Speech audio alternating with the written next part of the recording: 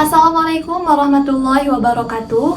Perkenalkan, nama saya Hairunisa Lutfiani dengan NIM 1254010129 dari program studi Bimbingan Konseling Islam Fakultas Dokumen Komunikasi UIN Semanggi Jati Bandung. Baik, di sini saya akan menjelaskan proses kekhalifahan Utsman bin Affan. Seperti kita ketahui bahwa Utsman bin Affan ini merupakan khalifah ketiga dalam sejarah kepemimpinan Islam. Proses pengangkatannya menunjukkan bagaimana Islam menekankan musyawarah, keadilan, dan persatuan umat Islam dalam menentukan seorang pemimpin. Setelah Umar bin Khattab wafat karena ditusuk, umat Islam berada dalam situasi yang penuh kehati-hatian. Umar bin Khattab menyadari bahwa penggantian pemimpin tidak boleh dilakukan secara tergesa-gesa. Oleh karena itu, beliau tidak menunjuk pengganti secara langsung, melainkan beliau membentuk sebuah majelis, yaitu yang disebut dengan Majelis Syuro.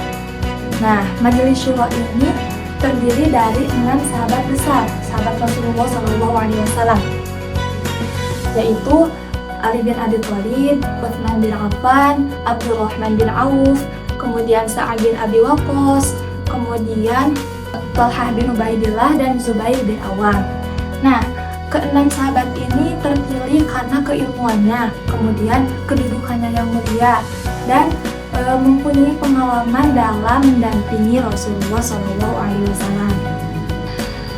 Proses musyawarah dalam Majelis Syuro berlangsung secara serius dan penuh tanggung jawab. Dari keenam sahabat tersebut, Abdurrahman bin Auf mengundurkan diri dari pencalonan. Kemudian, Abdurrahman bin Auf ini mengambil peran sebagai penengah.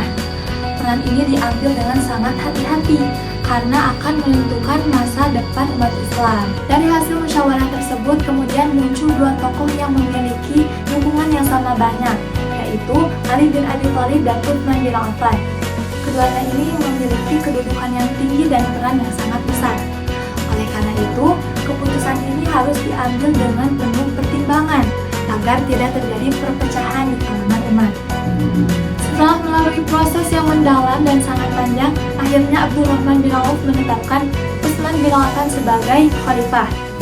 Keputusan ini didasari dengan pertimbangan, kemudian kematangan pribadi, penerimaan mayoritas umat, serta kesiapan Utsman bin Affan untuk melanjutkan sistem pemerintahan yang telah dilakukan oleh khalifah-khalifah sebelumnya. Sebelum resmi dibaiat, Utsman bin Affan menyatakan komitmennya berdasarkan Al-Quran, Sunnah Rasulullah SAW, serta mengikuti kebijakan Abu Bakar As-Siddiq dan Umar bin Khattab.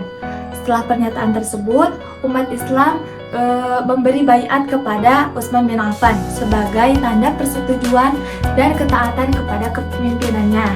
Peristiwa ini berlangsung pada 24 Hijriah atau 644 Masehi. Sebagai khalifah, Utsman bin Affan dikenal sebagai sosok yang lembut, sabar, dan sangat dermawan. Kepemimpinannya lebih banyak ditandai dengan pembangunan dan perluasan wilayah Islam.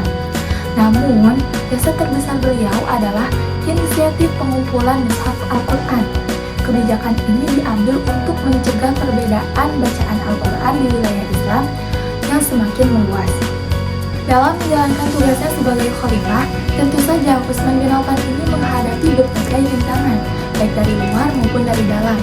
Meskipun demikian, proses pengangkatannya tetap menjadi contoh penting dalam sejarah Islam, karena melalui musyawarah, pertimbangan umat, dan komitmen moral yang sangat tinggi.